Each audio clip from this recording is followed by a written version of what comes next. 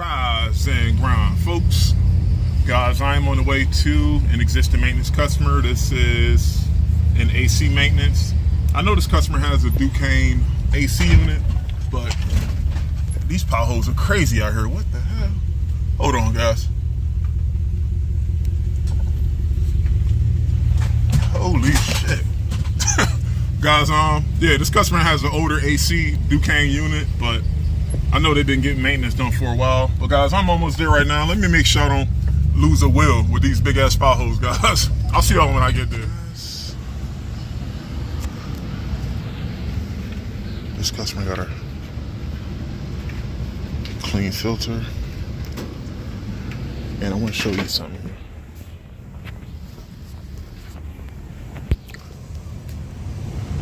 Got a 20-degree split. This is the easiest drain line that you ever want to run across. No P-trap. Sink is right next to it. Water goes out the coil, straight into the sink. But this is a Ducane 1520 evap coil. It's safe to assume the AC is a 1520 as well. So AC is about 5 years old.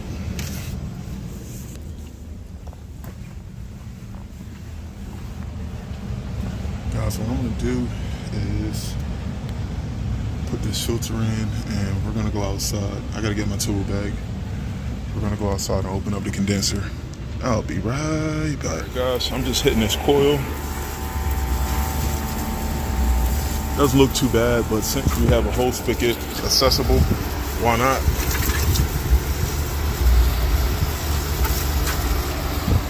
Alright guys, let me put the hose up and we're gonna open up the electrical component area. I wanna check the amps, and I know we replaced either the cap or the contactor.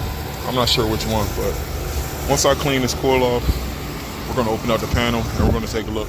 I'll see y'all in a little bit. Gosh, what is this? A 1919 13 series. All right. Just checking the amps. 5.5.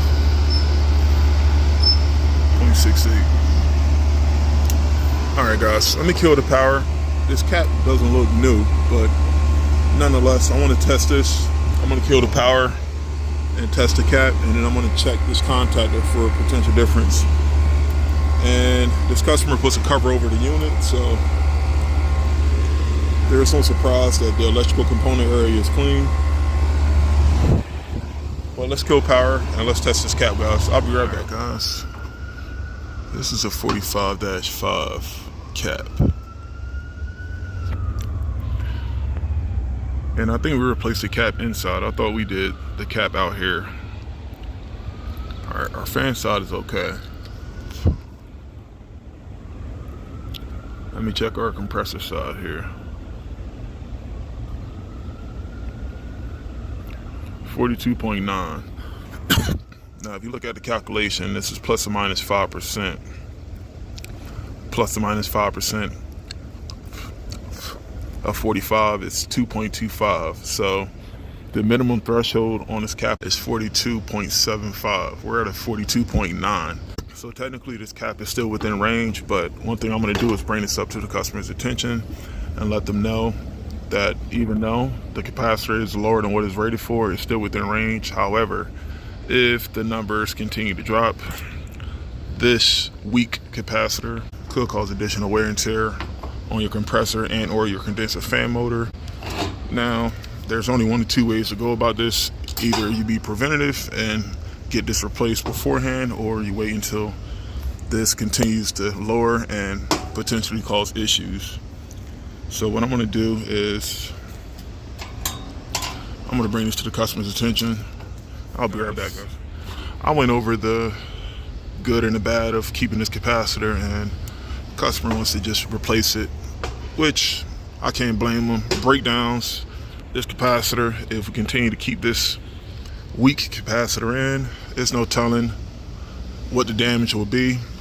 You know, you guys see me do that compressor last summer, or was it 2 summers ago, a compressor shorted the ground, and prior to that we recommended replacing a weak capacitor, and unfortunately the customer let it rock out for too long, and this capacitor is what killed the compressor. So guys, once again, the purpose of the maintenance is to avoid breakdowns. I had that conversation. If a customer doesn't want to hear it, that's cool. Your job is to avoid breakdowns, and part of your job of avoiding breakdowns is to educate customers on what could happen if smaller parts don't get replaced in time. The last thing the customer wants to hear is that the AC broke down and the service tech came out and told them that they got to spend a couple $1,000s for a new motor or a couple $1,000s for a new compressor, all because of a small maintenance item not being replaced in time. Happens every year, guys. But with that being said, let's pop in a new cap. I'll be right back, guys. People ask all the time, hey Drew, why do you use the long 1/4" screws? This would be why. You see this here? Bigger cap. Well, same microfarad cap, but physically bigger. Smaller screws won't work. So what we do is we use a 1/4". However, if you're using a bigger screw for bigger caps or whatever the case is, make sure you don't accidentally poke a hole in the coil. So you just want to go a couple turns in and you should be good here.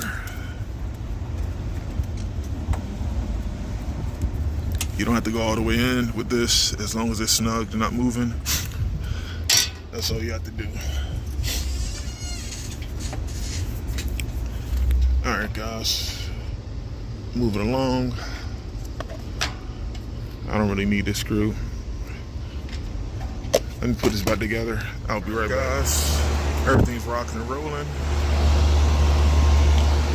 Ducane 6-year-old AC. Filter's clean, drain is clean.